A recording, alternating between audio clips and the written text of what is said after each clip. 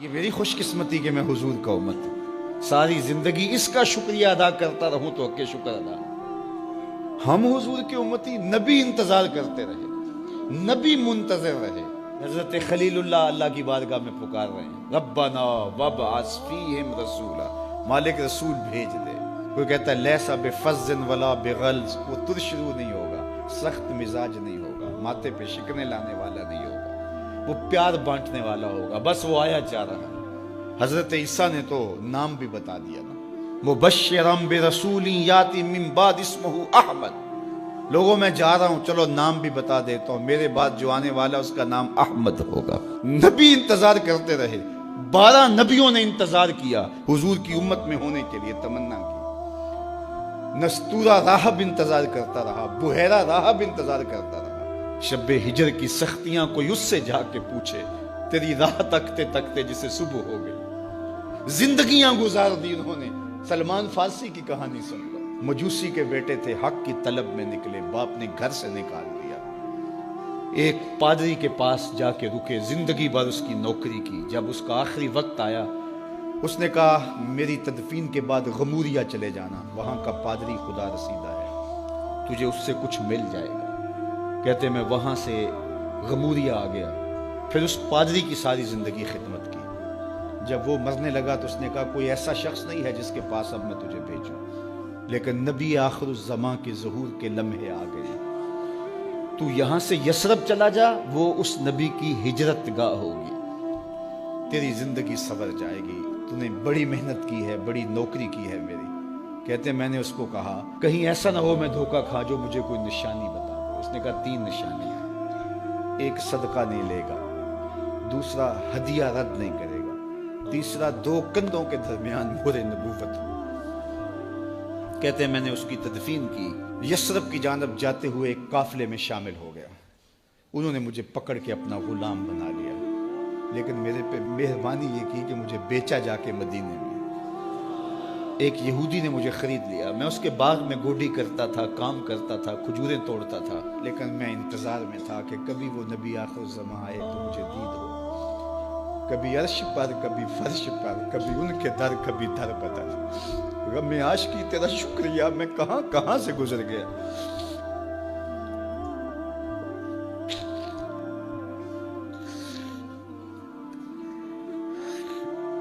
کہتے ہیں ایک دن میں اپنے باغ میں کھجوریں توڑ رہا تھا کہ ہواؤں میں مستی پیدا ہو گئی اور ہر سمت سے طلع البدر علینا کی صدائیں گونجنے لگیں۔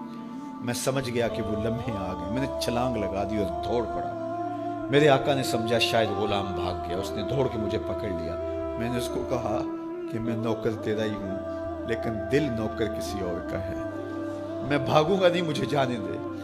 میں کچھ کھجوریں لے گیا تھا صدقے کی نیت سے، جا کے حضور کو پیش کی۔ آقا کریم نے فرمایا ہم نبی صدقہ نہیں لیتے۔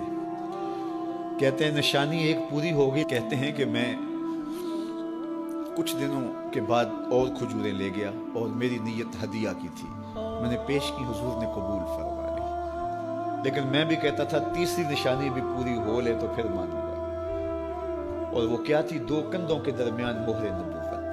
کہتے ہیں ایک دن حضور میرے باغ میں آئے اور آقا کریم نے اپنے مبارک کندھے پہ چادر رکھی ہوئی تھی اور چادر کی اوٹ میں مہر نبوت چھپی ہوئی تھی، اور میں پیچھے ہو کے دیکھتا تھا، اور میری آرزو یہ تھی کہ کوئی تیز جھونکا ہوا کا آئے اور چادر ہٹ جائے اور میں مہر نبوت کی زیارت کر لوں۔ حضور میرے ارادہ قلب سے آگاہ ہوئے، فَأَلْقَى إِلَيَّ رِدَاءَهُ، حضور نے چادر اتار کے میری جانب پھینکی اور پھر ایسے رخ کر کے فرمایا انظر الی ما امرت بہ، اس پادری نے جو بتایا تھا دیکھ لے آ کے۔ تو کہا میں نے دیکھا کہ حضور کے کندھوں کے درمیان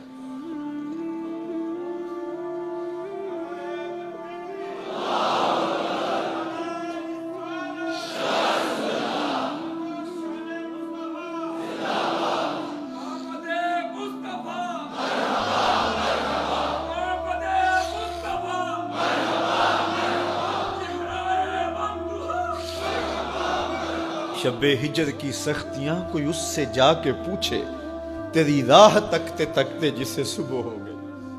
ہم نے تو کوئی انتظار نہیں کیا نا، ہم نے تو کوئی دکھ نہیں سہا، ہم سوئے تھے مقدر جاگ اٹھے. ہمارے والد مسجد سے مولوی صاحب کو بلا لائے. انہوں نے کان میں آ کے کہا مبارک ہو تو حضور کا نوکر بن کے آ رہا. میرے والد گرامی ایک شعر جھوم کے پڑھا کرتے تھے, محمد جانے جانا ہے پیغمبر ہو تو ایسا ہو, رسولوں کی بشارت سے مبشر ہو تو ایسا ہو, امر توقیر کا سب کو موکر ہو تو ایسا ہو, کیا ہم کو غلام ان کا مقدر ہو تو ایسا ہو. میں اپنے مقدر پہ قربان نہ جاؤں, آپ اپنے مقدر پہ نثار نہ جائیں. ہمیں وہ نبی ملا جو نبیوں کا نبی. بنو سعد کے مقدر بھی جاگ اٹھے. اللہ اکبر, کیا وہ خوش نصیب وادیاں تھیں, کیا وہ خوش بخت پہاڑ تھے بنو سعد کے, جہاں حضور نے زندگی کے ابتدائی سال گزارے.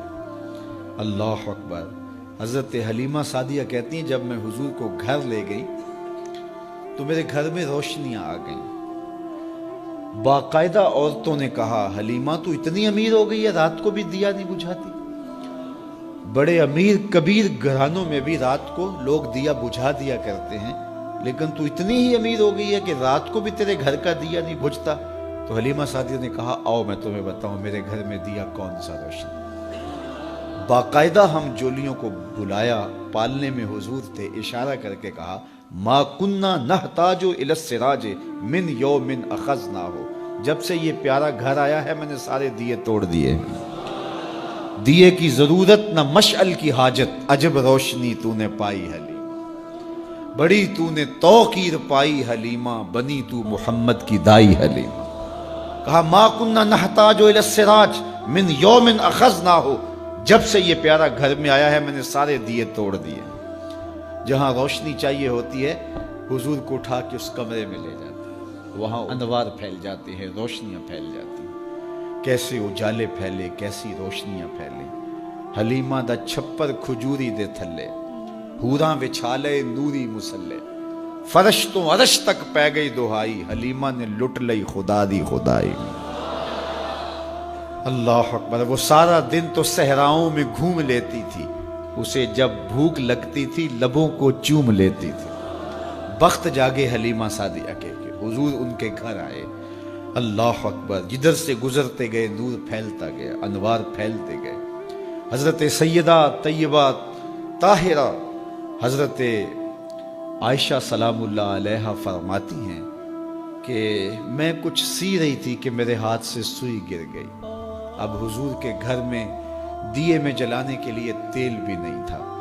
میں پریشان تھی, سوئی گر گئی. اتنے میں حضور تشریف لائے. حضور مسکرائے, کہتی ہے میں نے گمی ہوئی سوئی تلاش کر لی. اللہ اکبر. تو یہ روشنی تھی, یہ انوار تھے. اللہ اکبر. اذا ضحک یتلالع فی الجدر, جب حضور مسکراتے تھے سامنے والی دیواروں پہ عکس پڑتا تھا. اللہ اکبر. جب مسکراتے تھے نور پھیل جاتا تھا. اذا تکلم رؤیا کالنور یخرج من بین ثنایاہ, حضور کے سامنے والے دانتوں میں ہلکا سا فاصلہ تھا, اور جب آقا کریم گفتگو کرتے تھے وہاں سے نور کی کرنیں چھن چھن کے نکلتی تھیں, انوار پھیل جاتے تھے. ایسا نوری ماحول, ایسا نورانی چہرہ. حضرت ابو ہریرہ بولے کل قمر لیلۃ البدر لم ارى قبلہ ولا بعدہ مثلہ. کیا پوچھتے ہو, 14ویں رات کا چمکتا ہوا چاند تھے میرے حضور. پھر کہا نہیں نہیں نہیں, حضور جیسا نہ پہلے دیکھا نہ بعد میں دیکھا. حضرت حسان بن ثابت پاس کھڑے تھے. کہا دیکھتے کیسے, کسی ماں نے جنم دیا ہوتا تو دیکھتے. خدا نے وہ سچائی پن چھڑیا جدے وچ محمد نو ٹالیا سی.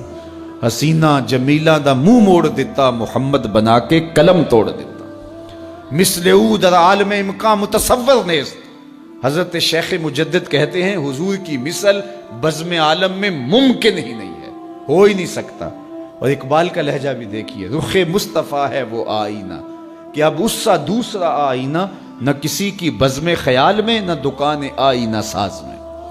تو وہ پیکر تراشا, وہ پیکر تراشا, مکھ چند بدرشا شانی ہے, متھے چمک دی لاٹ نورانی ہے, کالی زلف تیک مستانی ہے, مخمور اکھی ہن مد بھری. کیسا جمال دیا, کیسا حسن دیا. اچھا بریلی کے امام سے بھی پوچھ لیجئے. اللہ اکبر. بل بل نے گل ان کو کہا, کمری نے سروے جاں فضا. بلبل کی منتہائے پرواز تو یہی ہے نا، کسی کو پھول کہتے. بلبل نے گل ان کو کہا، کمری نے سروے جاں فضا، حیرت نے جھنجھلا کر کہا یہ بھی نہیں وہ بھی نہیں. خورشید تھا کس زور پر، کیا بھر کے چمکا تھا قمر، بے پردہ جب وہ رخ ہوا یہ بھی نہیں وہ بھی نہیں. وہ حسن دیا وہ جمال دیا اللہ نے اپنے محبوب